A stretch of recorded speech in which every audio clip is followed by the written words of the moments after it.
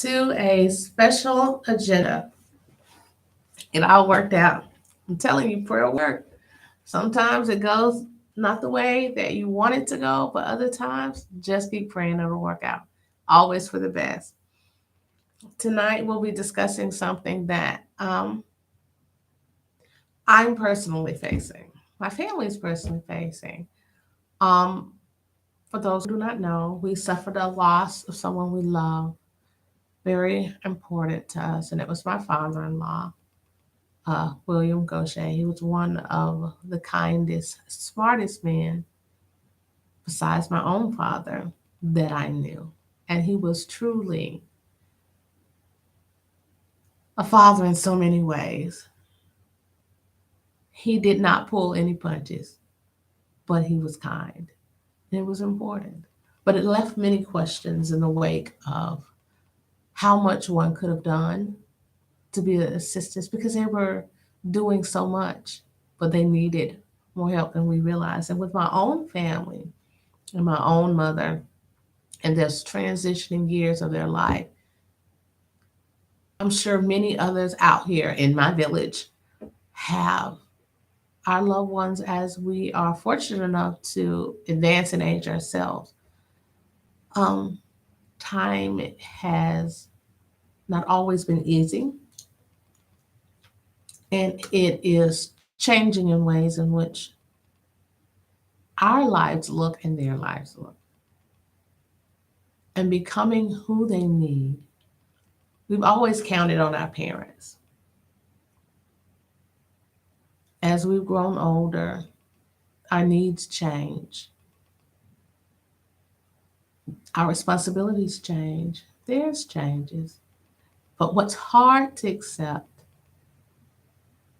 is the fact that as time goes on, their need of us, their abilities change, and what we don't want starts to happen. They become in need of our assistance in ways that it makes us sad to watch. Not because we do not want to help. We absolutely want to do everything to make their life easier, but they don't want to need us. And sometimes that happens, is happening to us, some of us. Depends on where we are in our life, in our age, in our health conditions, and planning for that. And for those of us who are in the community of having children that may be neurodivergent, it gets even less easy. But prayerful planning is important, and giving yourself permission to show them that you love them and let them know that there's nothing that they need that they can't ask for. But lots of times we will need to step in because it is hard for them to ask you for what they need. So many times you will have to anticipate it and kindly and gracefully be of assistance without being requested. Because if you ask, they will not accept it. But we also start to have to plan for what things may begin to look like for them and for us, and the purpose of caring for them, planning for their long term care, making sure that they have what they need and we are available to the best of our ability. But also planning in the event that we, due to our own personal circumstances, can't be available in the way that we wish that we could be available. Or the kind of care that they need, understanding someone else might be better suited to giving it to them. It does not mean that you don't love them, that they're not important to you, that they're still not number one in your life, because they are. But love looks like getting the help that they need, not the help that you necessarily want. Because though it won't be easy for them, you have to make sure that you can still care for your family, your needs, and that they are accommodated in a way where they're getting the very best. And sometimes we're not it. Sometimes they may need secondary help, where they may need extra nurses, extra doctors. They may need to live in an assisted living facility, or their health may be to the condition in which we have to. They may need long around the clock doctors and nurses, and we have to be prepared for that. There are a couple of books that I have fallen in love with. This one is for people who have children who are neurodivergent and they have autism. Um, and this also leans towards other mental health issues. And this book here is my boo thing. I love, love, love, love, love, love, love this book here. It has so much information. I have found a couple of other books that I'm in love with, and the library won't just let me have. Mm, I'm totally selfish. Other people need it too. This one, How to Care for Your Aging Parents, and it has so much information about financial, housing, and emotional issues. And a lot of those things start to happen as they start to advance in age. There are things that start to happen like dementia and Alzheimer's. For my grandmothers, it started happening. I started to recognize it in my dad's mom very subtly. She would get lost within a sentence. That's what's one of the signs of that. It's natural occasionally as you get older too, and even with us, we're not. Some of us aren't there yet, but we are not far, and we start to get a little mixed up sometimes with details, and you have to go, wait, what about? You have to run it back again. It's like, okay, I need to write that down, look at it again to make sure I have everything in the right order. But they start to merge conversation and events because their memory and think that sort their thinking process has changed. They start to have issues with becoming combative, and that's one of the signs of dementia and Alzheimer's. And getting lost, not knowing where they are, things of that nature. And it got to be hard. With my mom's mom, it got to the extent where she would ask you the same question every few seconds, where it was quite clear. But with my dad's mom, she could hold a conversation for a certain period of time before you could start to see the confusion. And occasionally it would come into her face where it was clear she was confused and it was happening. And it was hard. Um, but she got sick, and then that she had to go to a long-term facility, which she wasn't around long because she developed an illness that took her out shortly after being placed in a home. But for other family members and people who are dealing with that kind of thing, it may not happen in that process. But we have to give ourselves permission to make sure that we care for them in the manner in which they need, and not let other people's thinking of us or what they think we should be doing, whether they feel it's a character flaw or selfish to not take care of our loved one, whether it be a sibling or a parent, or our adult children as they become older and they have mental health issues, and you can no longer provide the care that which they need.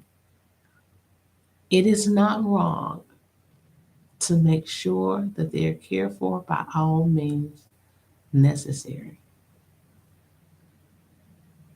It is so important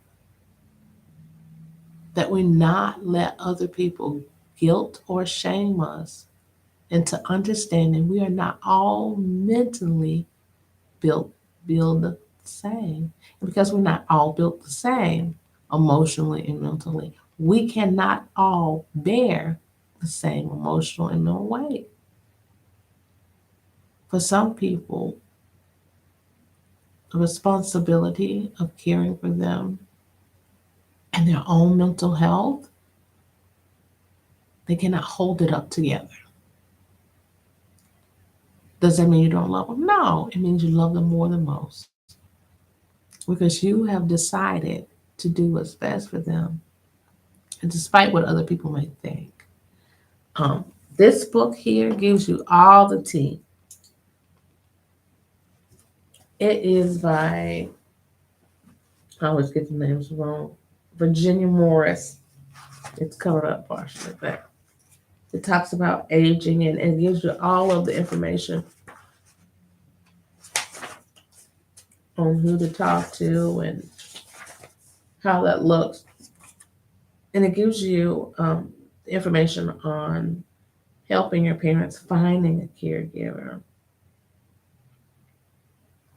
how to create that inner circle of working with your siblings. Now that you might need therapy behind sometime because there's always an inner workings of the relationship between the different family members, and particularly with siblings, different personalities, different outlooks, um, different coping skills.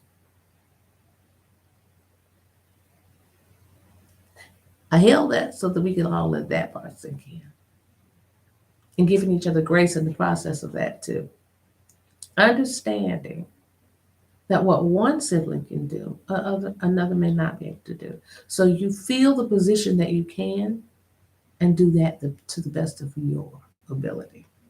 What looks like from the outside to others that this person isn't doing this, they're not doing that. Understand that they may not be able to process what you can process and give them what it is you would like for them to do that you all have agreed upon that they can do. See, sometimes we do not have the discussion with others of what it is we do expect. Sometimes people step out of the circle of help because it looks like they are not wanted or the communication breaks down because of how people are communicating with each other based on their lack of coping skills or the manner in which they are coping. And understanding that others are in the same position that you're in, but emotionally we cope differently. So that's sometimes not always easy, but it's important that everyone feels that they are heard and understood. This book gives everything down to health, helping them. Oh, this is a big one. I knew of an older person who will remain nameless that got a bad phone call from someone. It was a scammer and it was a recorded message. And this individual, because they target older people, panicked and gave them their really personal information. Then the police had to get involved as a result of them not understanding that this was not information they needed to give based on their frustration. And that's how they target older people, particularly those who have Alzheimer's or dementia. They target them because they're easily agitated. And once a person is agitated, it is hard for them to reason. So they do things that are problematic. Finding a good nursing home for them, helping them within the hospital, what are the rules and the regulations for that. How do you handle that if you live far away from them? Paying for health care. This right here is everything. I definitely want you all to look into this particular book. It talks about legal issues. Why do you need a power of attorney? This is a very big one. We had to do that for someone we love. Establishing a trust, how to reduce estate taxes, questions of competency, just so many things, helping them with housing options, foster homes. Oh my God, just so much information. This book right here, these two, if you can't see everything, but more importantly than anything, making sure that you get them the help that they need and don't take on something that would possibly, a lot of people have gotten divorced over taking in their parents or siblings or things of that nature because it becomes too much pressure. You're expecting someone to take on what other people can do and possibly your mate cannot. That does not mean that your mate does not love you. It does not mean that they don't love your parent. It just means that they are overwhelmed by the process of them. Your parent may not like them, and this could be problematic to your relationship, the pressure of that. I had a family member who had the responsibility once of taking on their mother in law, and it was a lot because they had the full responsibility of caring for them with no assistance. There was no one to give them a break. They were working a full time job. The person was not, their mother in law was not kind to them. And when their child was not around, the adult child was not around, they were abusive to their daughter in law. Things of that nature happens. And sometimes it is not intentional. Sometimes it is because of the fact that they're suffering from dementia. It is because of the fact they're suffering from Alzheimer's and they may not even know who this person is. And grandma might like to fight. It be that sometimes. And you have to give yourself permission to understand that it is perfectly acceptable to put them in the loving hands of someone else and to make sure that they're getting proper care. It's important to look and find out what assistance the state provides. Also, there are waivers that are available for people who have disabilities, parents who have disabilities. There are waivers if they are just in this aging part of their life. There are so many things that is available that we are unaware of available. And these books provide that particular information. If you're looking, and this is all of that. And it helps with so much. It gives you what you need to make sure that they have the resources that they need. And this one, I'm in love with this one because, of course, everyone knows that I have a daughter that is on the spectrum and she has autism. My son has Asperger's, which is it's autism also, but he's higher functioning. His neurodivergent issue is a little different, easier to reason with in some ways. But this helps with planning and understanding how to create success for them. Oh my goodness. Planning for school for them, planning the helping with social behaviors and issues that are things that have to be worked out. How to help them have less meltdowns, how to help family to understand what's going on. There again, finding this has more information about different waivers as well, because sometimes we don't know what we don't know. We don't have two clues. So it's important that we try to get all the information we can, but I try to help by providing this information. And I hope my village is here. I hope that this reaches someone who needs it because it is something that we at some point have to deal with. If you are fortunate enough to have your parents still alive, this here,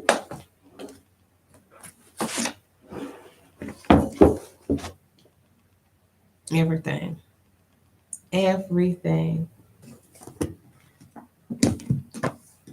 And this one gives you all the information about other things, surgeries, strokes, independence. See, here's the secret. It's hard to lose your independence.